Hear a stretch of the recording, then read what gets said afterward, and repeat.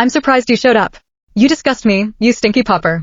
Chantelle Gorman pinched her nose with distaste as she stared at me in her extravagant evening dress. Chantelle, a young lady from a distinguished family in Oberlin City, had invited me to her birthday party.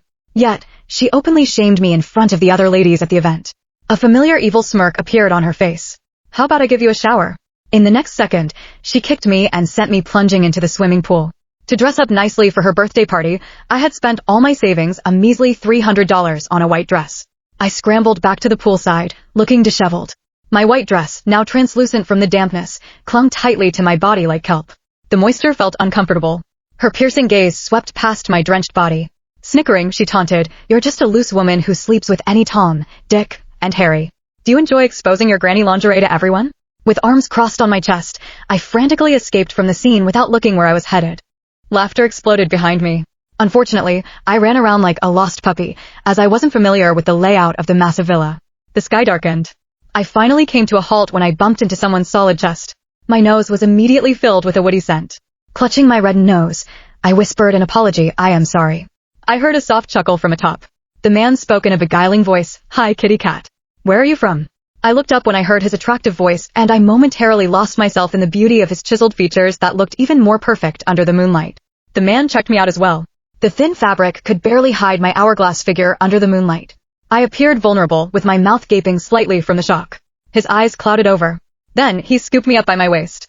He rasped, "Oh, and you're a seductive little kitty at that." Without hesitation, he kissed me on the lips, so fervently and passionately that I subjected myself to his loving. He smelled of sandalwood. Suddenly, I felt myself lifted off the ground. He had picked me up by the waist. I let out a tiny gasp and stared at him pitifully like a deer in headlights. He cheered up at my innocence. Smiling, he said, "Kitty cat, don't worry. I'll make you happy." I buried my head shyly in his chest, but deep within, I was smirking gleefully. Of course, I wasn't afraid of him. Our encounter today was thanks to my careful planning, after all.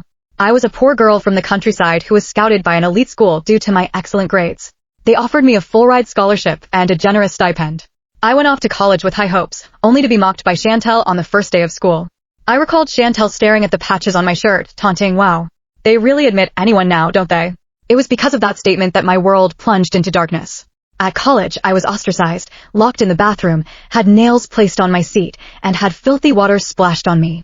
Chantelle and I might be college mates, but we couldn't be more different in our social status.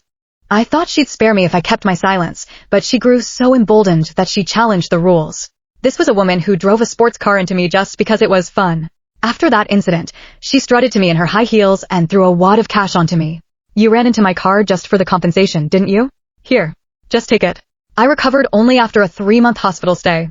However, Chantelle had burned the skin of my thigh with a cigarette, but simply because the president of the student union, Kyle Lamont, came to visit me at the hospital. "Don't you know I had my eyes on Kyle first? How dare you seduce him?" I thought she would drive her car into me and murder me for good this time, but to my surprise, she extended me a birthday party invitation. I stared at the invitation card in my hand, knowing this was my chance. I had to teach Chantelle a lesson tonight, or she'd continue giving me trouble in the future. With that in mind, I clung to the man's neck and rasped, "Be gentle. It's my first time." Duh. The next day, Chantelle was stunned at the sight that greeted her when she entered her dad's bedroom. She found my petite, nude frame in his bed. I was deep asleep in his arm at that time. Enraged, she lunged at me and attempted to yank me out of the bed. She insulted me, "You cheap whore. You just can't stop yourself from sleeping with just anyone, can you? How dare you sleep with my dad? Go to hell." I did not fight back, only looking at her with puppy eyes before pulling my gaze away and shutting my eyes. My trembling shoulders, though, hinted at my fear. "All right, Chantelle. Stop it." A satisfied Andrew Gorman propped his head in his hand and lounged on the bed, lazily watching us. "Dad, how dare she seduce you?" Chantelle stopped what she was doing, but she continued grumbling and acting cute. Andrew glanced at me. I was silently crying, head hanging low. He assured Chantelle, "She's just another woman. I have to take care of my needs after your mom passed away." "But, all right. You're an adult now, so stop making a scene. Get out." Chantelle shot a piercing look at me before reluctantly releasing me. "Dad, for years, I never minded you dating, but what right does that woman have to stay the night? She shouldn't be sleeping in your bed." Her anger flared up as she spoke, but she was oblivious to her own behavior. Her voice even took on a demanding, interrogative tone in the end. Andrew's face fell, and he kicked her out. "Get out." Andrew had carried me to the dining table for breakfast that morning. Chantelle's eyes popped out in shock when she saw us. I smirked quietly. This was part of my deliberate planning. Just now, I lay on the floor after Chantelle had left. I remained there until Andrew asked about me. Then I bashfully explained that he made me weak in the legs from all the pounding last night. His mood improved greatly upon hearing that remark, which was the highest compliment from any woman. In high spirits, he happily carried me to the first floor for breakfast. Chantelle had lost her appetite by now. She suddenly piped up, if only Mom were still around. Her comment instantly dampened the mood. She stared at me smugly as she recounted her childhood memories in front of Andrew. Finally, she wrapped up by saying, "Dad, I don't mind you having girlfriends over the years because I knew you promised Mom you'd never remarry." She pointed a finger at me. "Dad, date anyone but her. I really don't like her. Please don't date her." After a prolonged silence, Andrew nodded slowly. His response wiped the frown off her face. She excitedly hugged him and gave him a peck on the cheek. "Dad, you're the best." Then, she arrogantly placed her hands on her waist and yelled at me, "Get lost." I glanced at Andrew affectionately with misty eyes, but I did not plead. "Okay, now. She'll have her breakfast before she leaves." Silence hung in the air. He finally asked, "Oh, kitty cat, I forgot to ask for your name." "I'm Louise Bellamy." I quickly lowered my head after answering him. "I'm done with breakfast." He frowned at the bread in front of me, which was barely touched. Still, he instructed his driver to give me a ride home. Life after that night was challenging, as Chantelle increased her attacks on me more fearlessly. "You think you're better than anyone else just because you slept with my dad? You reek of poverty, and you'll never be able to get rid of it. You'll always be beneath me." "Oh, really?" Smirking, I slowly caressed my belly. Unbeknownst to Chantelle, I came from a line of women with unusual fertility. Women in my family would get pregnant easily, and their pregnancies were always a breeze. My mom gave birth to 10 children, 8 of them sons and 2 of them daughters. My aunt, on the other hand, gave birth to 8 sons.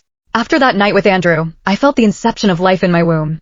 Chantelle, the so-called princess of Oberlin City, thought she could get her way every time because she was Andrew's only heiress. Now, she had competition. I tried my best to stay out of Chantelle's way, but she managed to run into me somehow. My cheek became swollen from getting slapped by her minion, but I refused to apply any medicine to it, as I knew a pair of eyes had been following me. I knew for a fact that Andrew missed me. Only when I became an adult did I learn that the females in my family were seductresses, on top of being unusually fertile. Andrew was hopelessly hooked after the passionate night he shared with me, and he wanted more after getting his first taste of me. Ever since sharing a night with me, he couldn't come across any other woman who was as compatible in bed with him as me. No one else could send him to heaven. Therefore, I wasn't surprised when I found him spying on me. I believed his patience had worn thin by the 30-day mark. So, I went up to Chantelle before class ended, and I challenged her, "You're only picking on me because you're scared I would marry your dad." Chantelle looked down on my actions that were akin to social suicide. "You should look into the mirror. You're delusional for thinking you could marry my dad. We'll get to know very soon." I had been avoiding Chantelle for days before this, but today, I suddenly underwent a change in attitude and publicly provoked her. As expected, she fumed. Her minions surrounded me, shoving me around and insulting me. When I spotted Andrew's presence, I mouthed at Chantelle, "You idiot." Chantelle was easily provoked.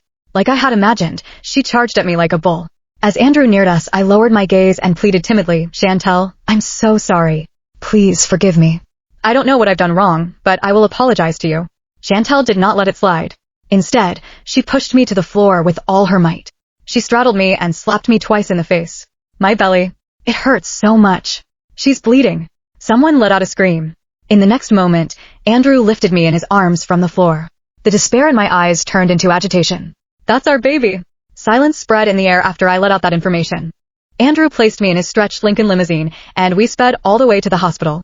After performing some checkups, the doctor confirmed that my baby was safe, which did not come as a surprise to me.